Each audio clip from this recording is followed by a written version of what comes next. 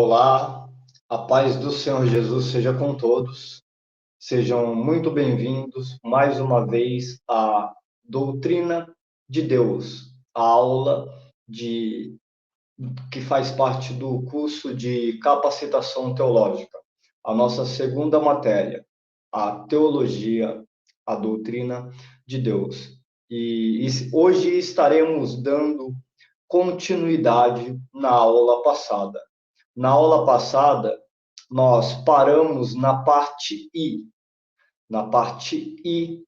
deste estudo, na onde, a partir de agora, estaremos abordando as pessoas da Trindade, conforme você acompanha aqui do lado, na sua apostila, que você tem em mãos ou no celular. Amém? Parte, então estaremos falando sobre as pessoas da Trindade, que é Deus Pai, Deus Filho e Deus Espírito Santo. Amém? Daremos prosseguimento na aula. Primeiro, Deus Pai, ou a primeira pessoa da Trindade. Este nome da primeira pessoa da Trindade, Pai, nem sempre é empregado com relação a Deus no mesmo sentido, como veremos na Escritura. Número 1. Nome dado a Deus como origem de todas as coisas. Referência lá na carta ao 1 Coríntios, capítulo 8, verso 6, Éfeso, capítulo 3, verso 15 e Hebreus, capítulo 12, versículo 9. Estaremos acompanhando agora na leitura. Primeiro texto de referência, primeira carta aos Coríntios, capítulo de número 8, versículo de número 6. 8, 6. Todavia, para nós há um só Deus Pai, de quem é tudo e em quem estamos, e um só Senhor, Jesus Cristo, pelo qual são todas as coisas, e nós por ele. O segundo texto em referência é a carta aos Éfesos, capítulo 3, verso 15, que vai nos dizer: do qual toda a família nos céus e na terra toma o nome. Hebreus 12, 9, carta aos Hebreus 12, verso 12, capítulo 12, melhor dizendo, verso de número 9.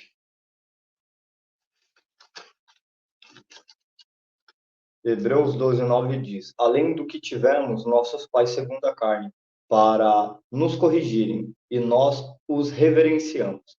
Não nos sujeitaríamos muito mais ao Pai dos Espíritos para vivermos? Segundo, atributo também ao Deus Trino para expressar sua relação teocrática com Israel. Deuteronômio, capítulo 32, verso 6. Deuteronômio 2, 36, verso 6. Deuteronômio 32, 6 nos diz: recompensais assim ao Senhor, povo louco e ignorante, não é ele teu pai, que te adquiriu, te fez e te estabeleceu? Isaías 63,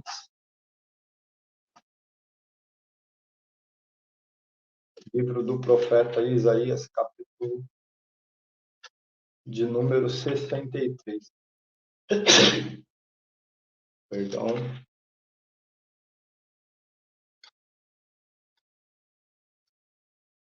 Isaías 63, versículo de número 16 e 64, versículo número 8. 63, 16 vai nos dizer: mas tu és nosso Pai, ainda que Abraão não nos conhece e Israel não nos reconhece, tu, ó Senhor, és nosso Pai, nosso Redentor desde a antiguidade. É o teu nome. Isaías 64, verso 8 diz assim: mas agora, ó Senhor, tu és o nosso Pai, nós o barro e tu o nosso oleiro, e todos nós a obra das tuas mãos. Terceiro, nos escritos do Novo Testamento, refere-se ao Deus Trino para designá-lo como Pai de todos os seus filhos espiritual, conforme descrito em Mateus 5:45. Estaremos lendo o texto. Mateus 5:45 nos diz: porque faz que o sol se levante sobre maus e bons, e a chuva desça sobre os justos. 6, do 6 ao 15, Mateus capítulo 6, versículo do 6 ao 15 nos diz: mas tu, quando orares, entra no teu aposento e fecha a tua porta e ora a teu pai que está em secreto, e teu pai que vem em secreto te recompensará publicamente. E orando, não useis de vãs repetições, como os gentios que pensam que por muito falarem serão ouvidos. Não vos assemelheis, pois, a eles, porque vosso Pai sabe o que vós é necessário, antes de vós lhes pedirem. Portanto, vós orareis assim: Pai nosso que estais no céu, santificado seja o teu nome. Venha a nós o teu reino. Seja feita a tua vontade, assim na terra como no céu. O pão nosso de cada dia nos dá hoje.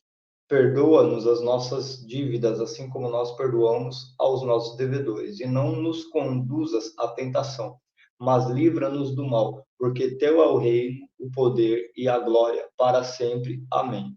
Porque se perdoardes aos homens as suas ofensas, também vosso Pai Celestial vos perdoará a vós. Se, porém, não perdoardes aos homens as suas ofensas, também vosso Pai não vos perdoará. Romanos, capítulo 8, verso 16.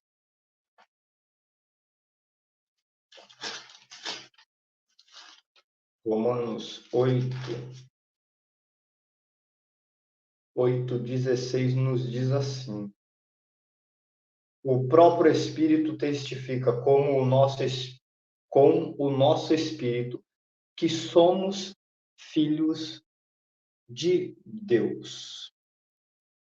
O nome também é aplicado de uma forma muito particular à primeira pessoa da Trindade em sua relação com a segunda pessoa, em que a primeira pessoa é o pai da segunda, num sentido metafísico, sendo essa a paternidade originária de Deus. E antes que houvesse o universo, na Trindade de Deus havia amor, comunhão e propósito. Mas os três um, são um em natureza, vontade e propósito. Antes que houvesse o universo, na Trindade de Deus havia amor, havia comunhão e havia propósito. Vemos lá em Gênesis capítulo 1, vemos o amor, vemos a comunhão dos três agindo com o mesmo propósito também. E disse Deus,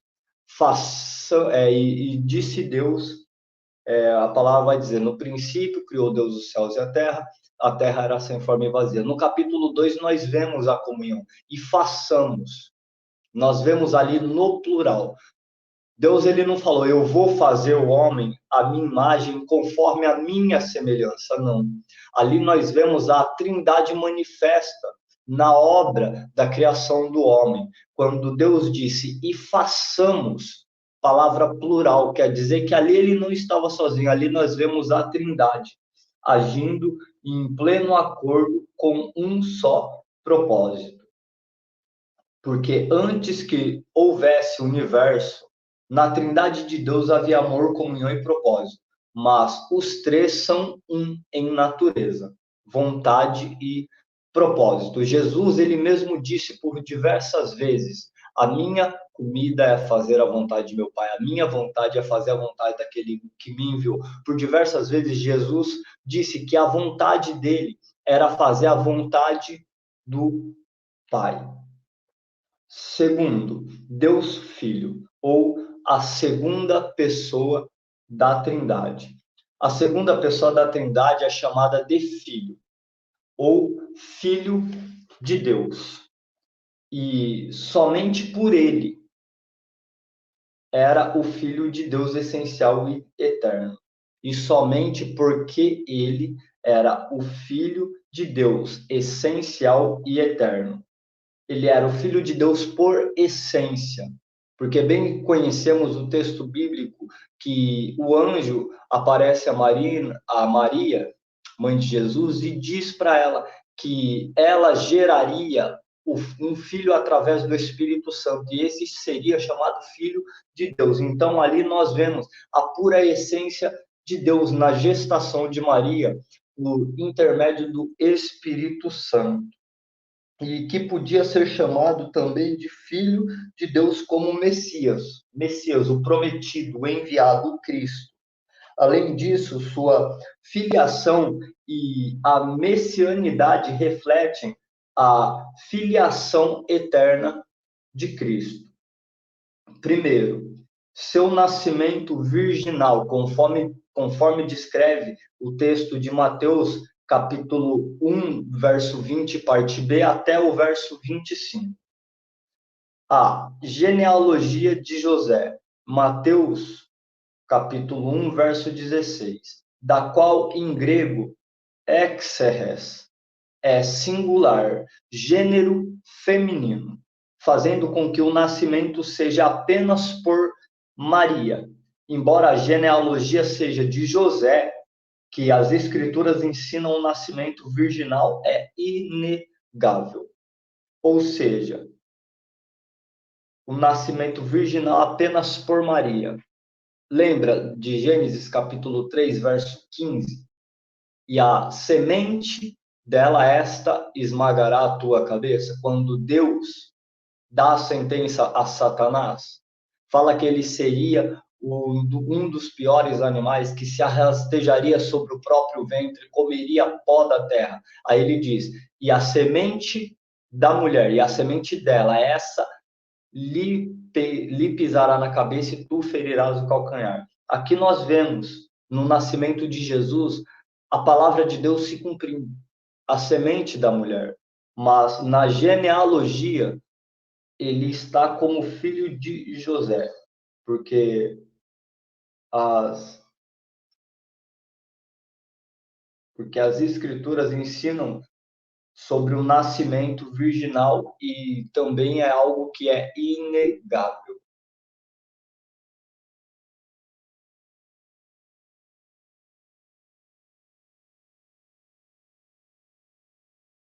Parte B. O catecismo de Westminster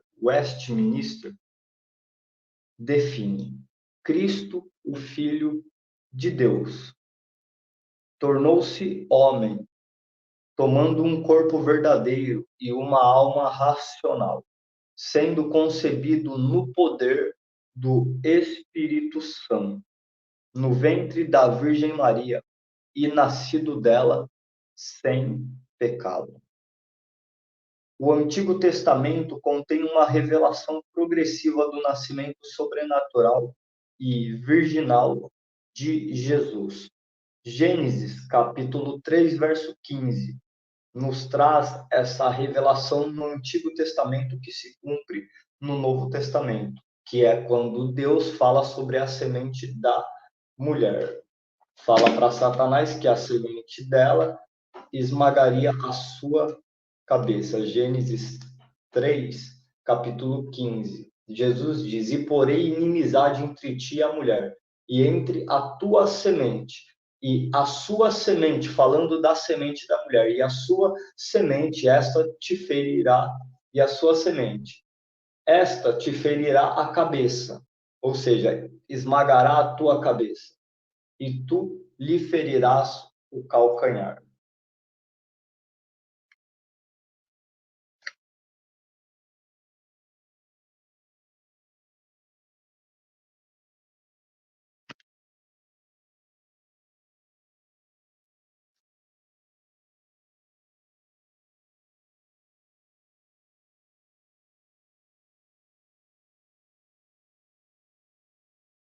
Gênesis 22, capítulo 15 ao verso 18, e em Gálatas, capítulo 3, verso 16, Deus prometeu a Abraão abençoar a sua semente, e através dela abençoar todas as nações.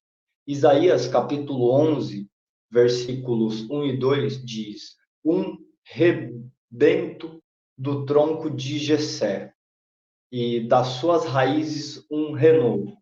Estava falando da raiz de Jessé, de Davi, da geração de Davi, e das suas raízes um renovo. Isaías capítulo 9, versos 6 e 7, vai falar Deus forte, Pai da eternidade. Isaías 7,14 vai falar antes do nascimento de Jesus, houve um anúncio angelical do fato. O anjo apareceu a Zacarias. A seguir, um anjo testemunhou a Maria. Ou seja, o anjo aparece a Zacarias, depois um anjo, ou o mesmo, alguns historiadores dizem que o mesmo anjo aparece e testemunha também a Maria, trazendo-lhe a notícia de que ela seria a mãe do Filho de Deus. D. A doutrina do nascimento virginal é de vital importância para toda a estrutura da teologia fundamental. Se Jesus tivesse nascido de um pai natural, ele teria herdado a natureza da raça humana, ou seja, o pecado. Ele não teria sido infinito, teria sido um ser limitado, assim como nós. Ele não teria sido simplesmente um líder religioso, ele teria sido simplesmente um líder religioso e dedicado. Nossa Bíblia não seria então confiável. Desse modo, por incoerência lógica, teríamos de rejeitar todo o aspecto milagroso do cristianismo. Ele teria sido, na melhor das hipóteses, apenas um gênio espiritual, com um conhecimento religioso invulgar, e não o infinito Cordeiro de Deus, que validou todo o sacrifício do Antigo Testamento. Um Cristo de pais completamente humanos não poderia ser o Cordeiro de Deus. Não poderíamos, portanto, esperar que Jesus voltasse como o rei com que todos os remidos reinarão. A rejeição da doutrina do nascimento virginal enfraquece praticamente toda a teologia histórica cristã básica. 2. Sua natureza. Segundo, sua natureza.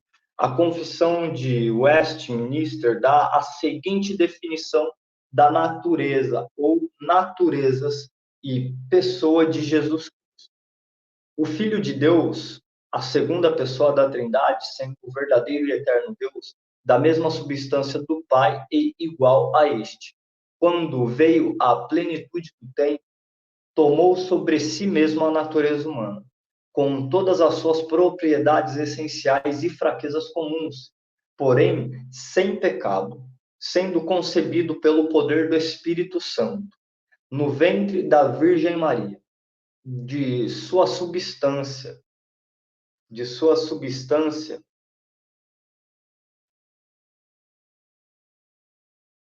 desse modo, as duas naturezas completas, perfeitas e distintas, a divina e a humana, foram unidas inseparavelmente em uma pessoa, sem conversão, composição ou confusão. Tal pessoa é verdadeiro Deus e verdadeiro homem, porém um Cristo, o único mediador entre Deus e o homem. Jesus nasceu e morreu como os homens, mas era o ancião de dias, que disse: Antes que Abraão existisse, eu sou. Lá em João capítulo 8, verso 58, Jesus ele faz essa declaração: Antes que Abraão existisse, eu sou. Na onde que a gente vê esta palavra, eu sou? Lá no livro de Êxodo, se não me falha a memória, capítulos entre 1 e 3, quando o Senhor aparece a Moisés na sarça ardente, fala para Moisés sobre a aflição do povo que ele ouviu e que ele estava descendo para libertar o povo. E falou: Olha, Moisés, você vai e você vai tirar o povo. Aí Moisés pegou e falou: Mas em nome de quem eu irei? E o que eu falarei? O Senhor fala para ele: Diz, eu sou o que sou, te enviou.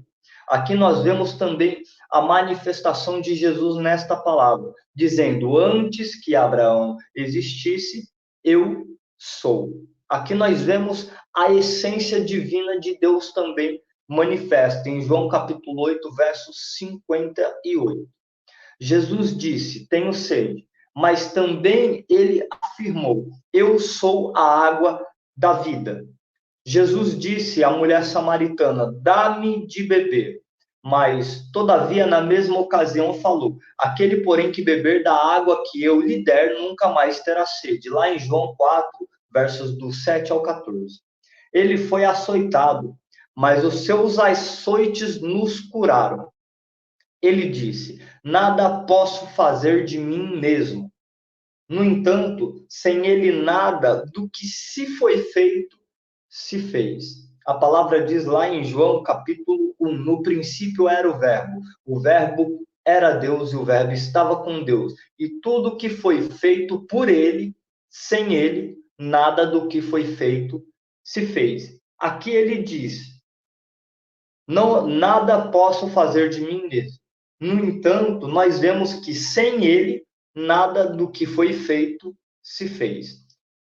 Outro teve de carregar a sua cruz, mas sustenta todas as coisas pela sua palavra. Aqui nós vemos uma oscilação entre a divindade e a humanidade de Cristo. Eu vou estar lendo essas referências. Rai, Sotekai, é forte, irmão, isso aqui. Nós vemos, por um lado, manifestar a natureza divina, mas, por outro lado, manifestar a natureza humana que tinha na pessoa de Cristo. Primeiro, Jesus, ele disse: Tenho sede, como homem, a natureza humana, tenho sede, a gente sente sede, mas como Deus, ele afirmou: Eu sou a água da vida. Jesus também disse para a mulher no poço de Samaria: Dá-me de beber, a natureza humana, a sede humana. Só que ele também disse para ela: Aquele, porém, que beber da água que eu lhe der, a divindade manifesta. Porém, aquele que beber da água que eu lhe der, nunca mais terá sede. Ele foi açoitado como homem, pela sua natureza humana. Mas os açoites que ele levou é os que nos curam, é os que nos curaram. Pela sua natureza humana, ele disse: Nada posso fazer de mim mesmo. Só que, como eterno Deus, ele diz: No entanto, sem mim nada do que foi feito se fez. Conforme João descreve lá em João capítulo 1. Ele, como homem, não pode fazer nada de si mesmo. Só que, como Deus, tudo que foi feito sem ele, nada do que foi feito se fez. Outro teve de carregar a sua cruz pela sua natureza humana, pela sua humanidade. Mas ele, como Deus, sustenta todas as coisas pelo poder da sua palavra. Ele cresceu em sabedoria e em estatura, conforme nos diz o texto em Lucas, capítulo 2, verso 52. E o menino crescia em sabedoria e em graça, em conhecimento e em graça. Mas ele é o mesmo ontem, hoje e para sempre. Ele foi sentenciado à morte por um governador romano, mas era o Rei dos Reis e o Senhor dos Senhores. Ele disse: minha alma está angustiada pela sua humanidade. Porém, como Deus eterno, ele é o príncipe da paz. Ele clamou na cruz, como homem, como ser humano, ele clamou na cruz. Por que me abandonastes? Alas. Deixa eu ver se eu lembro a palavra.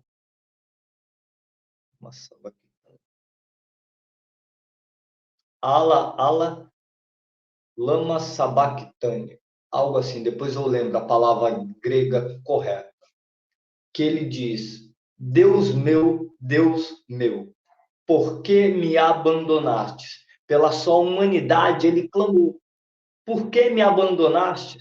Só que, todavia, como Deus, ele prometeu aos seus seguidores: de maneira alguma te deixaria, nunca, jamais te abandonaria. Pela sua natureza humana, pela sua humanidade, ele se sentiu abandonado por Deus na cruz. E de fato ele foi. Segundo estudos, dizem que Deus, pela sua santidade, ele não compartilha com o pecado, ele não pode olhar para o pecado. Jesus na cruz, ele estava carregando o meu, ele estava carregando o seu pecado. E eu conjecturo aqui agora, irmãos, abrindo os parênteses, que naquele momento de aflição na cruz que Jesus clama: por que me abandonaste? É que Deus tinha virado o rosto para ele, para não olhar a ele, porque ele estava cheio do meu e cheio do seu pecado. Só que, todavia, como Deus, ele prometeu que jamais, de maneira alguma, nos deixaria, nos abandonaria, nos viraria as costas. Ele disse que ele sempre estaria ali conosco até a consumação dos séculos. Amém? A natureza humana de Jesus.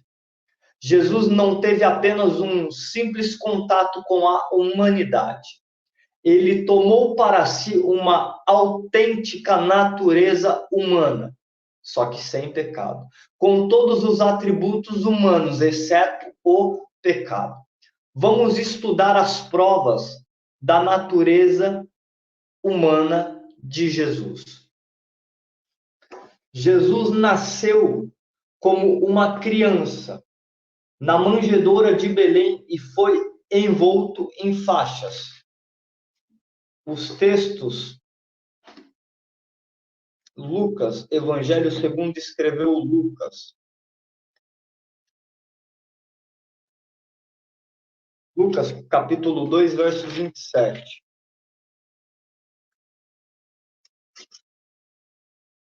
Lucas 2, 27 diz: e pelo Espírito foi ao templo. Capítulo 2, verso 7, perdão. E deu à luz a um filho, primogênito, e envolveu-o em panos, e deitou-o numa manjedoura, porque não havia lugar para eles na estalagem. Está falando de Jesus. Segundo, ele nasceu como uma criança normal. Lucas capítulo 2, versos 39 e 40. E quando acabaram de cumprir tudo, segundo a lei do Senhor, voltaram a Galiléia para a sua cidade de Nazaré. E o menino crescia e era fortalecido em espírito, e cheio de sabedoria, e a graça de Deus estava sobre ele. Jesus foi criado em sujeição à paz. Lucas 2, 51 e 52. E desceu com eles e foi para Nazaré, e era-lhe sujeito. E sua mãe guardava no seu coração todas estas coisas. E crescia Jesus em sabedoria e em estatura e em graça para com Deus e os homens. Jesus foi tratado através de duas genealogias humanas, uma de José e uma de Maria. Mateus capítulo 1 fala acerca da genealogia de José.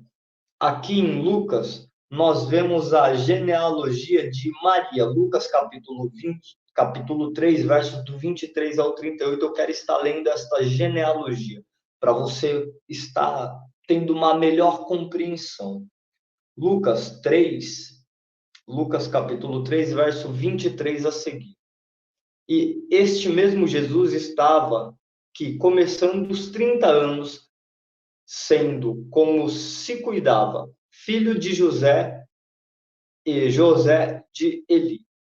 Aqui nós vamos ter a genealogia de José até Jesus.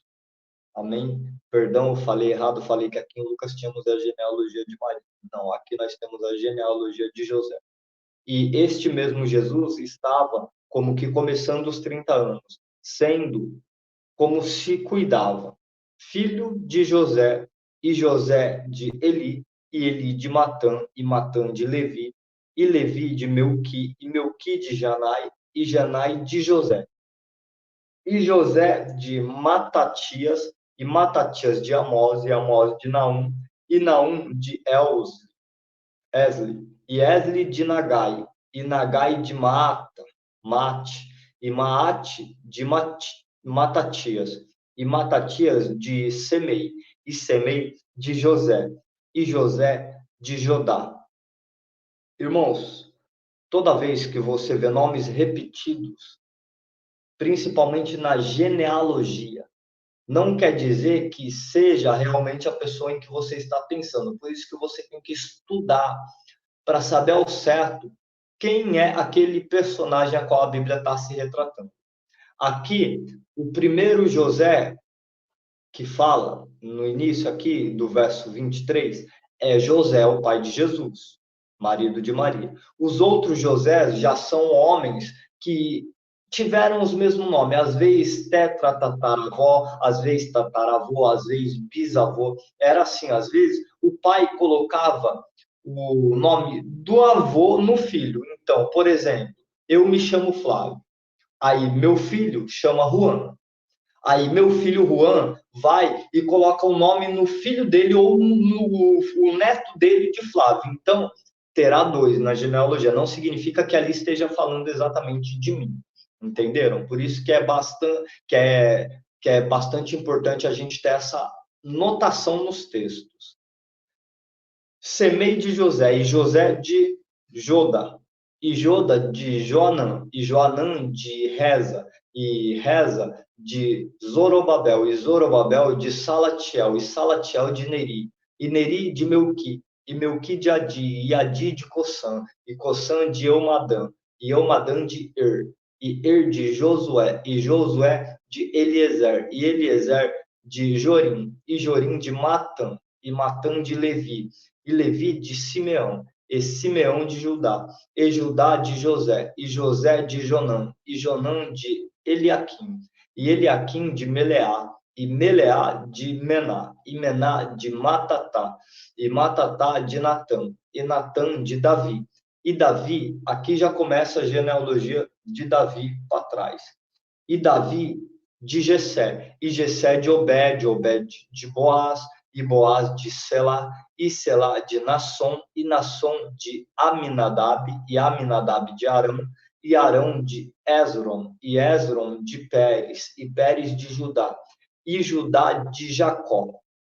Aqui já está falando de Judá, o filho de Jacó, e Jacó de Isaac, Jacó, filho de Isaac, Isaac de Abraão, e Abraão de Terá, e Terá de Naor, e Naor de Seruque, e Seruque de Ragal, e Ragal de Faleque, e Faleque de Eber, e Eber de Selá, e Selá de Cainã, e Cainã de Arfaxade, e Arfaxade de Sem, e Sem de Noé. Aqui já estamos na genealogia de Noé para trás.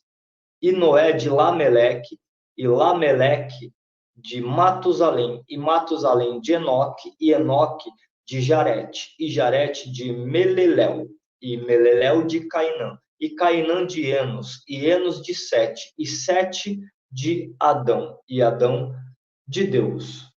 Ou seja, aqui nós temos a genealogia de Deus, da criação de Adão até chegar em Jesus. Lucas capítulo 3, verso 23. Amém? Essa é a genealogia de Jesus segundo José. Jesus foi tentado e provado em todas as áreas, como nós somos. Jesus, ele foi tentado e ele foi provado em todas as áreas, assim como eu, assim como você, assim como todos nós somos, porém sem pecado. Sua natureza humana estava em perfeita submissão à natureza e vontades divinas. Ele chama a si mesmo de homem, ou é chamado de filho do homem 70 vezes. Jesus é o nosso sumo sacerdote.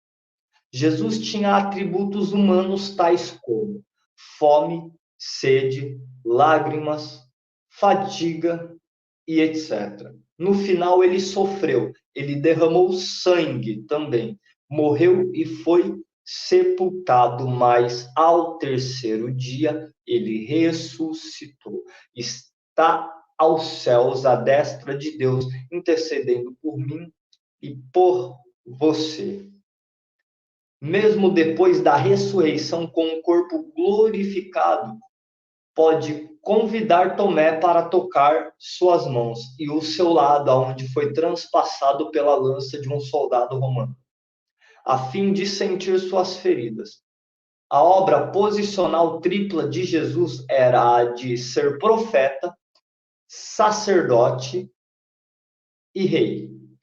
O Filho de Deus tomou-se o Filho do homem, para que os filhos dos homens pudessem se tornar filhos de Deus. Então, o Filho de Deus se despiu da sua glória, se despiu da sua majestade, se vestiu de carne humana, se tornando a imagem e semelhança de homem.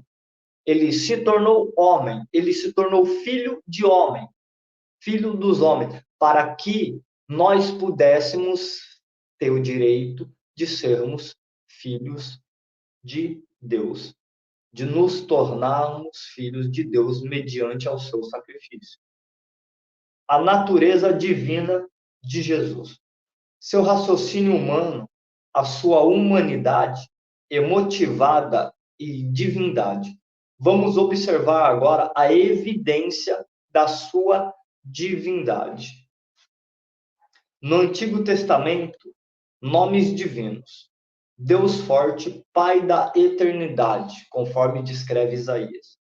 Emanuel, que significa Deus conosco. Senhor, justiça nossa, ou Jeová Tsidkenu. Davi fala dele como meu Senhor. Ele é chamado de Deus e Senhor no Novo Testamento. Senhor meu Deus, Deus meu. Ele é chamado de Filho sem igual, de Deus unigênito. Significa único, do mesmo tipo. Unigênito, monogênes. Significa único, do mesmo tipo exato. Jesus declara ser um com o Pai. Ele diz: eu e o Pai somos um.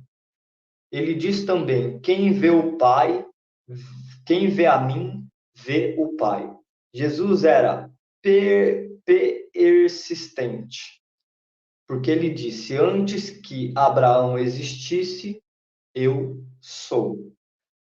João 8,58 vai dizer: no princípio era o Verbo, e o Verbo estava com Deus, e o Verbo era Deus, e o Verbo se fez carne. Lá em João capítulo 1. Atributos divinos foram imputados a Jesus. Onipotência, que quer dizer toda a autoridade foi me dada nos céus e na terra.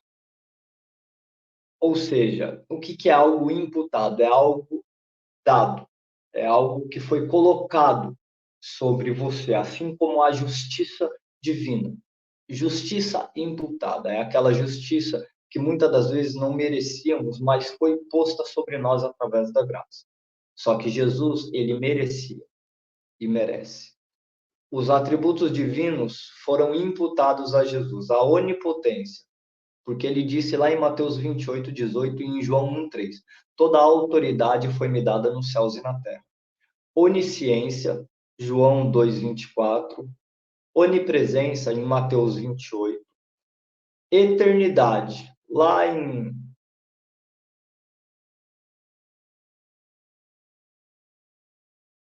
Colossenses 1:17, imutabilidade, em Hebreus capítulo 13, verso 8, criação, João capítulo 1, verso 3, santidade, 1 João capítulo 3, verso 5, perdão de pecados, Marcos capítulo 2, verso 5, todo juízo lhe é confiado, porque agora ele está como advogado, intercedendo por nós.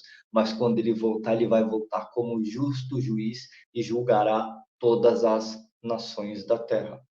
Jesus fez declarações sobre si mesmo, que seriam absolutamente despropositadas se ele não fosse divino. João, capítulo 11, verso 25 e 26, capítulo 4, verso 14, capítulo 6, verso do 33 ao 35. Jesus estava consciente e declarou sua relação ímpar como filho de Deus com o Pai e com o Espírito Santo, lá em João 16, 26 e capítulo 6, versos do 20 ao 27. Era atribuída a adoração a Jesus. Mateus capítulo 4, verso 33, capítulo 2, verso 2 e verso 11. A divindade de Cristo foi negada na antiguidade, primeiro pelos ebionitas, em 107 depois de Cristo, mais tarde em 325 depois de Cristo, por Ário e seus seguidores. Nos tempos modernos é questionada pelos deístas, unitaristas, cientistas cristãos, testemunhas de Jeová, mormons e muitos teólogos liberais. A corrente principal da igreja sempre manteve as doutrinas da Trindade e da divindade de Cristo. Ou seja, se eles negam a divindade de Cristo, Cristo não era divino, Cristo não era o Filho de Deus. Então, vamos se dizer assim, que Cristo não tenha vindo, não tenha morrido, não tenha remido, então ninguém é salvo. Infelizmente. Para aqueles que negam a doutrina, eles vão dar, eu não acredito na divindade, mas eu acredito que ele veio e morreu. Não. Ele veio, ele era Deus. Ele é Deus e ele sempre será Deus. As obras de Cristo. Jesus era um trabalhador. Muitos escritores preferiram estudar a obra do Senhor sobre 3 títulos: sua obra como profeta, sua obra como sacerdote e sua obra como rei. O nome Cristo também significa o ungido. É apropriado que Cristo, o ungido de Deus, devesse cumprir esses 3 ministérios como supremo profeta, sacerdote e rei. Irmãos, falando aqui sobre as obras de Cristo, no início aqui falou, Jesus era um trabalhador. Irmãos, esses dias eu vi algo assim espantoso. Da falta de discernimento de alguns, eu não vou citar nome aqui por ética. Eu poderia muito bem citar o nome do fulano aqui, a igreja que ele preside, pastoreia, mas por ética eu não farei isso, tá? O ser humano teve a capacidade de justificar o teu ego, o teu desejo de luxúria, para dizer que Jesus também era rico e usar um texto a qual se diz: ele se fez pobre para nos tornar ricos, fazendo uma exegese do texto, uma péssima interpretação incoerente com a pessoa de Cristo. Meu filho, a palavra quando diz, quando você for ler, for interpretar, procure entender o contexto da palavra e diga apenas o que ela diz. Não acaba com a palavra, não. Quando a palavra diz que ele se fez pobre para nos tornar ricos, está falando espiritualmente. Jesus, lógico que ele é rico. Ele era, ele é e sempre será, porque ele é Deus. Ele é dono do ouro e da prata. Ele é dono de tudo que há. Aí muitos vão dizer que a profissão de Jesus era marceneiro. Que ao longo da sua vida, antes do seu ministério, ele trabalhava como marceneiro. Acho que é isso, se não me falha a memória. Então ele tinha muito dinheiro, ele ganhou muito dinheiro. Me mostra na Bíblia onde isso está escrito. Que Jesus ele era milionário. Porque é isso que estão usando, é esse texto que diz, e ele se fez pobre para tornar-vos ricos. Usam esse texto para justificar quando ficam pedindo Pix na igreja. O tal profeta do Pix. Irmãos, eu não sou contra a igreja ofertar para pregador itinerante, ajuda de custo, tá? Não sou contra, porque a palavra diz que todo obreiro é digno de seu alimento, de seu sustento. O que é o sustento? Tudo o que sustenta o ministério. Agora, eu pegar textos da Bíblia de forma isolada, ficar usando para justificar o meu desejo de luxúria, o meu desejo de viver na luxúria através da vida de fiéis, isso é incoerente, tá? Quando o texto diz que Jesus ele era rico, ele se fez pobre, a palavra diz que ele se despiu da sua glória, ele era rico, ele se despiu, ele se fez pobre. Para quê? Para nos tornarmos ricos, para nos levar para a glória. Então, procure entender o contexto do texto antes de você ficar fazendo exegese, falando coisa que o texto não diz absolutamente nada. Amém? Cristo, o profeta. Um profeta é alguém encarregado por Deus para tornar sua vontade conhecida ao homem. Uma obra secundária do profeta era predizer eventos futuros. O ministério do profeta era geralmente caracterizado por 5 funções: pregação, ensino, discipulado, predição e milagres. Tem muitos aí que se dizem profetas de Baal, perdão da palavra, não se escanda, profetas de Baal, só se for, porque faz, clama a tarde inteira e nada acontece. Para ser profeta tem que ter requisitos.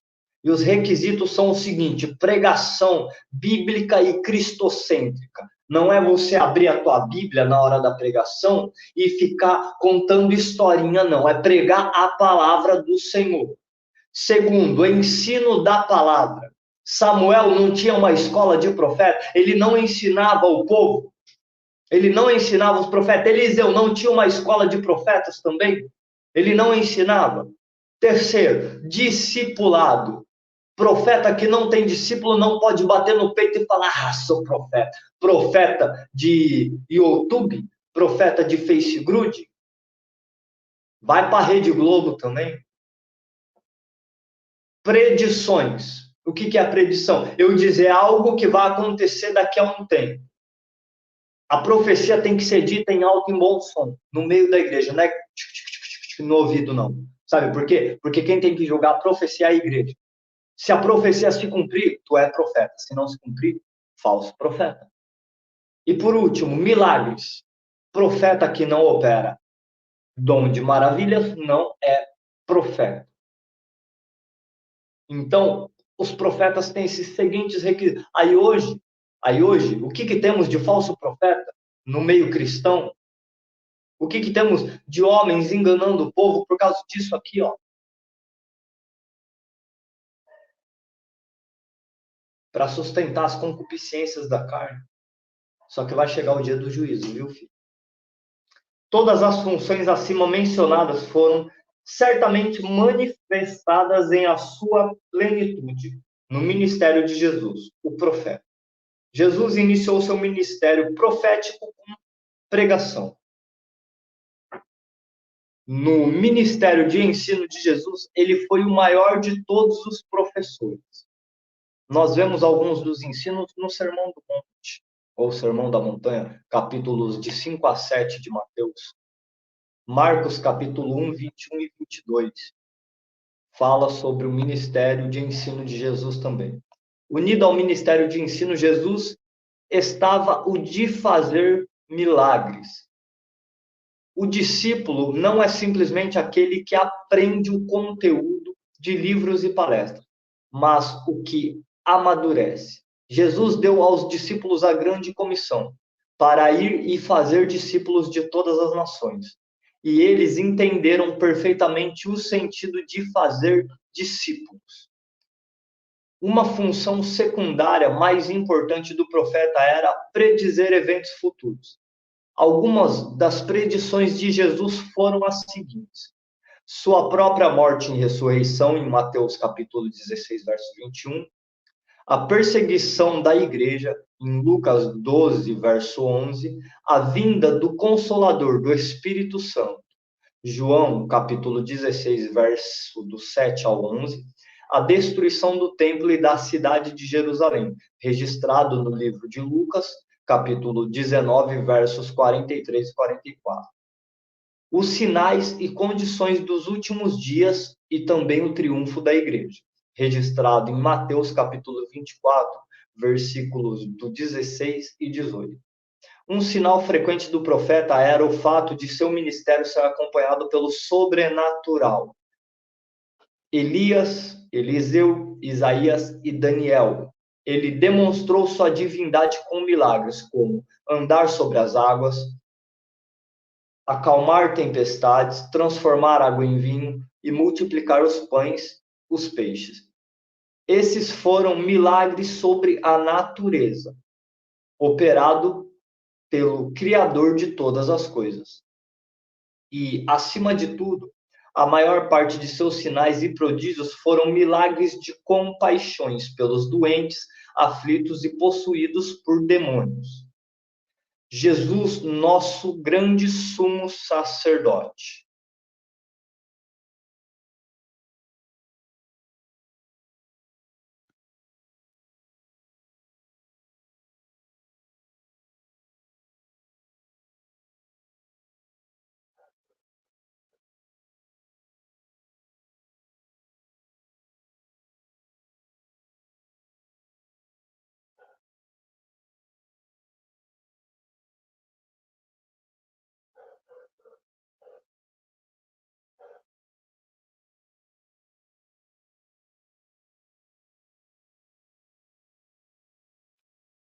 Jesus, nosso grande sumo sacerdote. Você pode acompanhar aqui embaixo, no meio da apostila que eu coloquei. Irmãos, vai nisso todas as vezes, eu esqueço de mudar a apostila de acordo com as minhas páginas aqui. Nem vamos voltar. Jesus, nosso grande sumo sacerdote. Enquanto o profeta representa Deus para o homem, o sacerdote representa o homem para Deus. Três coisas caracterizam a obra do sacerdote. Ele está unido àqueles a quem representa diante de Deus e é tirado dentre eles. Ele oferece a Deus sacrifícios de expiação pelo pecado, como mediador. Ele faz intercessão pelo povo. Jesus esvaziou-se de si mesmo, descrito no texto de Filipenses, capítulo 2, verso 5 a seguir. Ele vai a Deus Pai por nós, porque se fez um conosco. Hebreus, capítulo 2, verso 17 e 18. Jesus foi tanto o sacerdote como o sacrifício em uma só pessoa, descrito lá em 1 Timóteo, capítulo 2, verso 5. Jesus não morreu só somente para a expiação do pecado. Ele nos representa à destra do Pai como o nosso intercessor. Hebreus 10, 12. Algo deve ser dito. O sacerdócio de Jesus acha-se sob a nova aliança da graça, conforme a referência em Hebreus 7, 25. Jesus, nosso Rei. Como profeta, ele é o portador da mensagem. Como sacerdote, o portador de pecados. Fez expiação pelos nossos pecados. E, como rei, o portador do cetro. Moisés profetizou sua vinda como uma profecia. Isaías previu sua vinda como sacerdote, que carregou sobre si o pecado. E Daniel o viu como Messias e rei que viria. Ou seja, Moisés profetizou sua vinda como um profeta. Isaías previu sua vinda como o sacerdote que carregou sobre si o pecado. E Daniel viu como Messias e rei que viria. Examinemos a obra central de Cristo sob 3 títulos. Cristo veio como rei, justo e salvador. Mateus capítulo 2, verso 2, João capítulo 19, verso 19. Cristo descreveu seu reino como um reino presente e futuro, nos seguintes textos. Lá em Marcos capítulo 1, verso 14 e 15, em Lucas capítulo 11, versículo 20 e em Mateus capítulo 16, versículo 19. Primeiro, a palavra grega para reino é basileia. Não significa a esfera sobre a qual Cristo governa, mas o reino em si. Onde quer que Cristo Jesus seja soberano, aí está o seu reino. Ou seja, a palavra grega para reino é basileia. Não significa a esfera sobre qual Cristo governa, não significa o lugar aonde Cristo governa em si, mas aonde quer que Jesus Cristo seja soberano, aí está o seu reino. Ou seja, na oração do Pai Nosso, quando a gente fala, venha a nós o teu reino, se Cristo ele é soberano na minha vida, eu reconheço Cristo como meu rei, como meu salvador, sobretudo, o reino dele está manifesto também na minha vida, porque aqui diz que aonde quer que Jesus seja soberano, ali está estabelecido o reino dele. Onde quer que Cristo seja Senhor, o seu reino está presente. Segundo, quando os homens se rendem a Cristo, eles estão sendo libertados do reino de Satanás e transladados para o reino de Cristo, conforme diz Lucas 11, 20. Ele voltará para reinar sobre o seu reino, escatológico na posição de Rei dos Reis e Senhor dos Senhores. Apocalipse 19, verso 16, capítulo 20, verso 6 e 22, versos do 5 ao 16. Jesus cumpriu as profecias do Messias que viria. Seu reino não era um reino visível, com um trono e uma capital, mas durante seu ministério terreno, ele derrotou Satanás e iniciou um reino de justiça.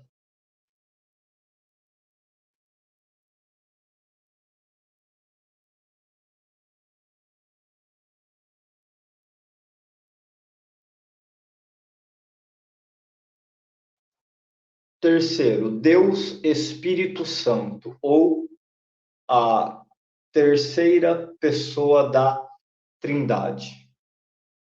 Amém? Eu vou estar encerrando esse vídeo e na próxima aula estaremos abordando essa parte dos estudos. Estaremos falando sobre a terceira pessoa da Trindade, o Deus Espírito Santo. Amém? Que Deus abençoe a tua vida e nos vemos já já. Até a próxima aula.